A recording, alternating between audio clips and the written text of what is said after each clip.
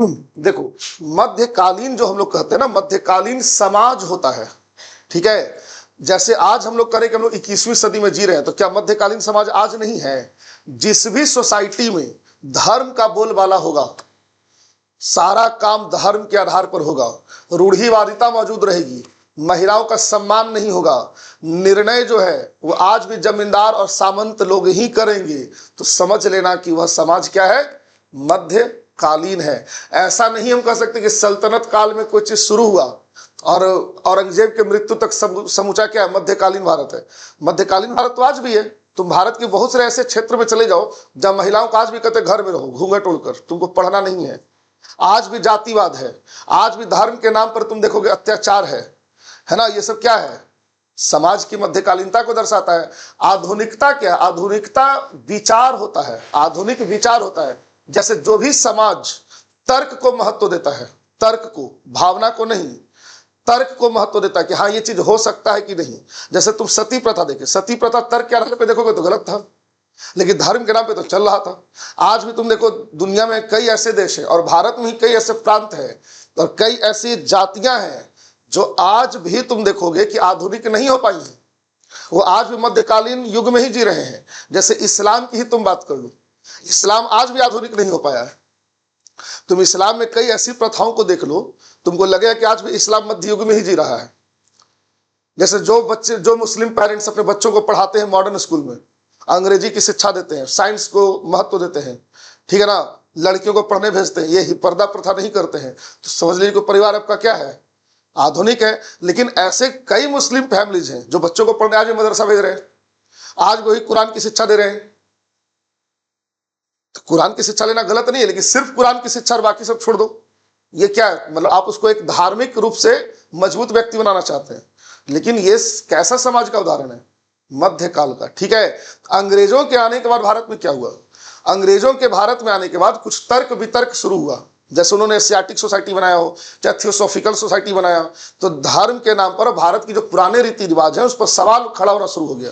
जैसे आप देखिए राजा राम मोहन राय, आप सोचिए कि यह संभव है कि राजा राम मोहन राय अगर 200 साल पहले आते तो शायद वो सुधार नहीं ला पाते जो सती प्रथा खत्म करके उन्होंने लाया। कुछ तो उनको अंग्रेजों का सहयोग भी हासिल हुआ, सती प्रथा खत्म कराने में अंग्रेजों का सहयोग हासिल हुआ ना। विलियम बेंटिंग के सहयोग से तो सती प्रथा खत्म हुआ, नहीं तो राजा राम मोहन चिल्लाते रहते, कोई सुनता ही नहीं। इसको तो कानूनन अपराध घोषित किया गया कि भाई करोगे तो उसको हत्या का चार्ज लग जाएगा तुम्हें, मर्डर का। तब ना आदमी इसको डर करके बंद किया। समझ में आ रही बात? तो व्यक्ति जो होता है ना, व्यक्ति या समाज आधुनिक कब होता है? जब वह तर्क से चलता है, ठीक है। और मध्यकालीन समाज कौन है? जो तर्क के जगह धर्म, रूढ़िवादिता, इन सब को ज्यादा महत्व देगा, ठीक है। जैसे आज तुम यूरोप आधुनिक देख रहे हो, लेकिन यही यूरोप कभी मध्यकाल में भी था जब चर्च का प्रभाव था। तुम 1789 की जो फ्रांस की क्रांति पढ़ रहे हो, उसके पहले पूरा यूरोप क्या है? मध्य युग में जी रहा है। सोचो बच्चे का नाम तक चर्च रखता था। मतलब अभी आपके यहाँ कोई अगर बच्चे का जन्म होता है तो आप लोग नाम रखते हैं।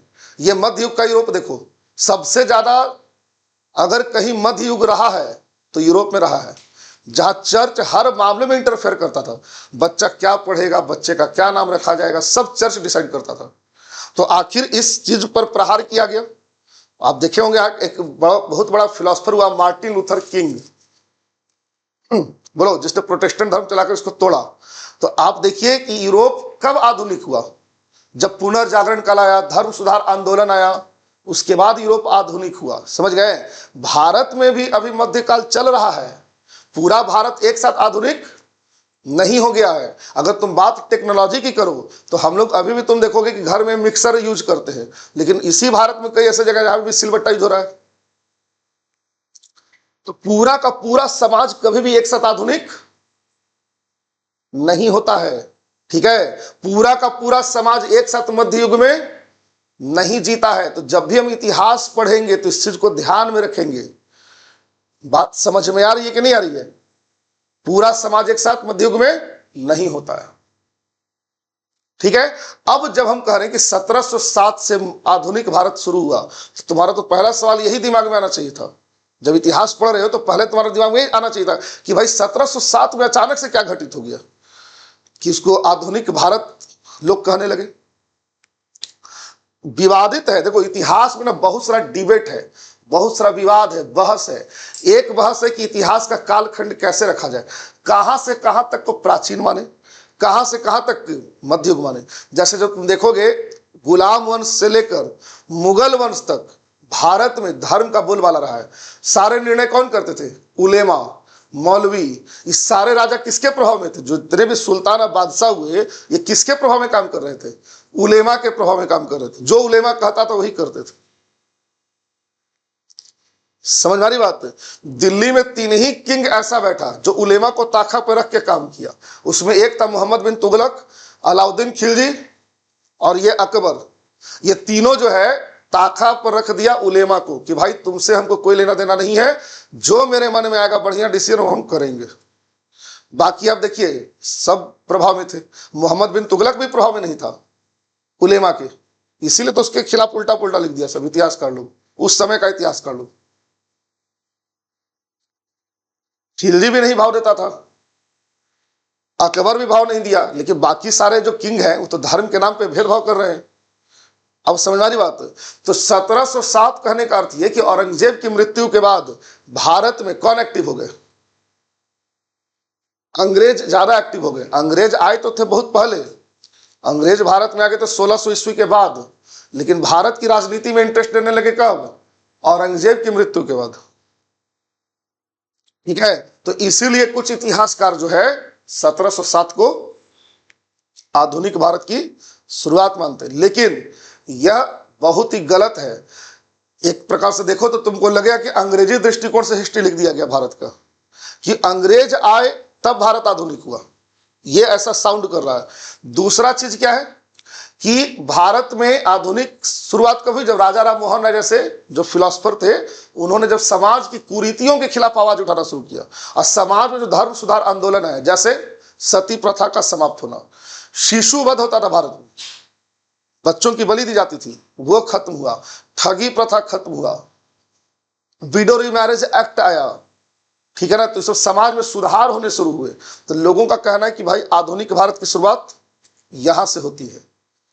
क्लियर? लेकिन इतिहासकारों का एक वर्ग ऐसा है जो 1885 से मानता है, जैसे सुमित सरकार जो हिस्टोरियन है, वो कहते हैं कि भारतीय राष्ट्रीय कांग्रेस के आने के बाद भारतीयों में राजनैतिक चेतना बढ़ गई। तो पॉलिटिकल एंगल से देख रहे हैं, आधुनिकता की शुरुआत 1885 से मान रहे हैं सुमित सरकार जी। आप किताब पढ़िएगा उनका, सुमित सरकार का आधुनिक भारत, तो 1885 से शुरू होता है, मतलब भारतीय राष्ट्रीय कांग्रेस की स्थापना के बाद।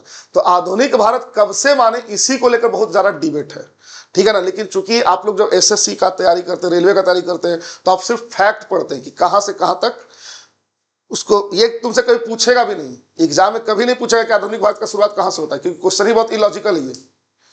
मध्यकालीन भारत कहां से शुरू होता है, ये इलॉजिकल क्वेश्चन है सब। समझ आ रही बात? तुमसे बस फैक्ट पूछेगा कि बाबर कब आया, अकबर कब आया, ये सब बस फैक्ट पूछता है हिस्ट्री में, तुम लोगों से जीके में जो बता रहे हैं। लेकिन जब तुम हिस्ट्री के गंभीर स्टूडेंट होते हो, और जैसे जब तुम लोग बीए में हो भी, ठीक है, आगे चल के मान लो तुम बीपीएससी या यूपीएससी ऐसा एग्जाम दोगे, कभी इंटरव्यू में बैठोगे, तो हो सकता है तुमसे उलझाने के लिए पूछ दे कि आप कैसे मानते हैं आधुनिक भारत की शुरुआत।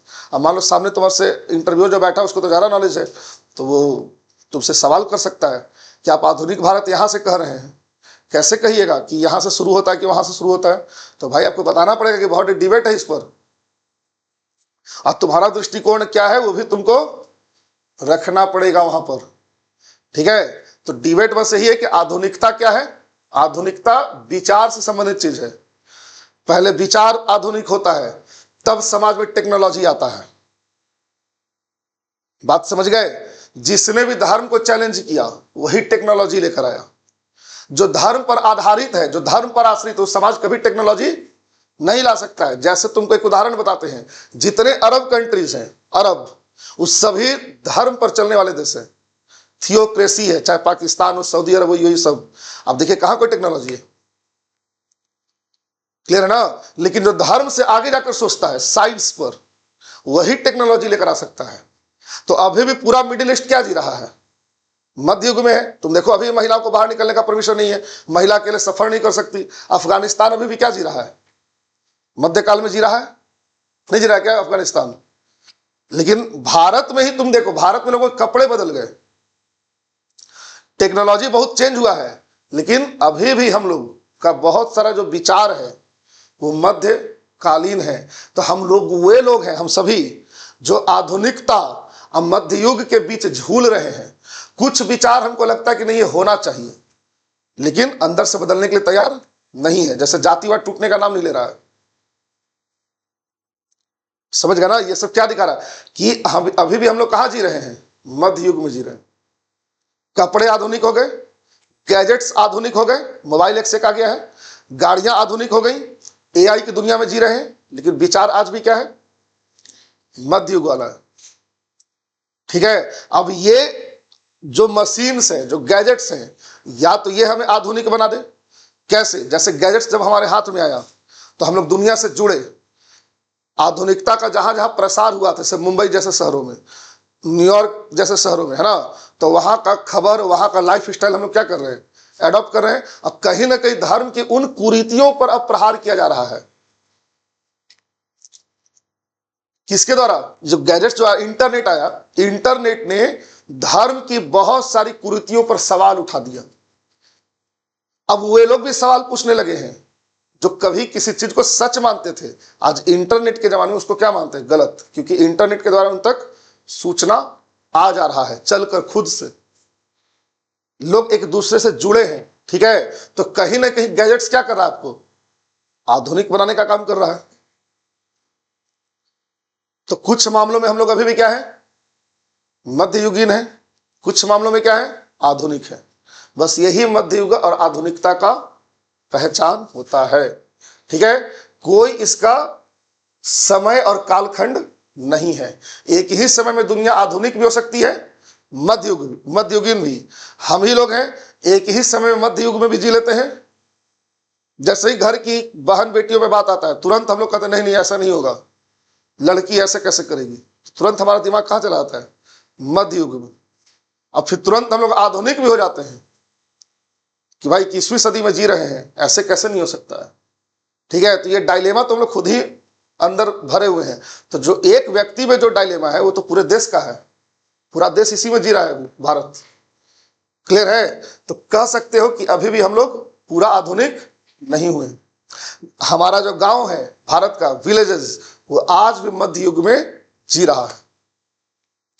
आज भी वहां महिलाओं को पढ़ने नहीं देते, जाति के नाम पे सताते हैं, धार्मिक उन्माद इतना ज्यादा है। ये सब मध्य युग का पहचान है। तो समझ गए हो कि जब हम तुमसे करें मध्यकालीन भारत, तो मध्यकालीन भारत का क्या मतलब है? गुलाम वंश से लेकर औरंगजेब तक का जो समय रहा है वो धर्म का बोलबाला रहा है। दिल्ली की सत्ता पे चाहे जो भी बैठा हुआ था वह उलेमा के प्रभाव में आकर निर्णय करता था। अगर आज भी मोदी जी किसी पुरोहित से बुला के फैसला करने लगे देश का कि भाई किसी इकोनॉमिस्ट को मत बुलाओ, एक ज्योतिष को बुलाओ, एक पुरोहित को बुलाओ, अब बताओ कि भारत का क्या होगा? तो हम आज भी कहेंगे भारत कहां चला गया है? मध्य युग में चला गया है। जब निर्णय धर्म पर काबिज लोग लेने लगे तो समझ लेना कि आपका समाज मध्य युग में चला गया। सिंपल सा एग्जांपल दिए, आज प्रधानमंत्री को अगर बैठक करनी है तो इकोनॉमिस्ट के साथ बैठेंगे, साइंटिस्ट के साथ बैठेंगे।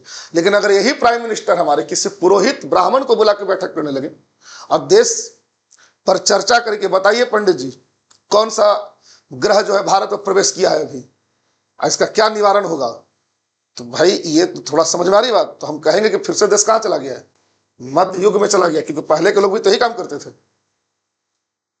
राजा अपने साथ एक पुरोहित रखता था, सुल्तान अपने साथ उलेमा रखता था। लेकिन हम चूंकि अब आधुनिक हो गए हैं, हमको पता है कि पुरोहित नहीं बताएगा, इसका जवाब किसी इकोनॉमिस्ट के पास हो सकता है, इसका जवाब किसी साइंटिस्ट के पास हो सकता है। Is that clear? आधुनिकता मध्यकाल समझ में आ रहा है क्या बोल रहे हैं? तो इतिहास पढ़ते समय इस बात का ध्यान रखना है तुम लोगों को। क्लियर? चलो ठीक है, फिर आगे देखते हैं।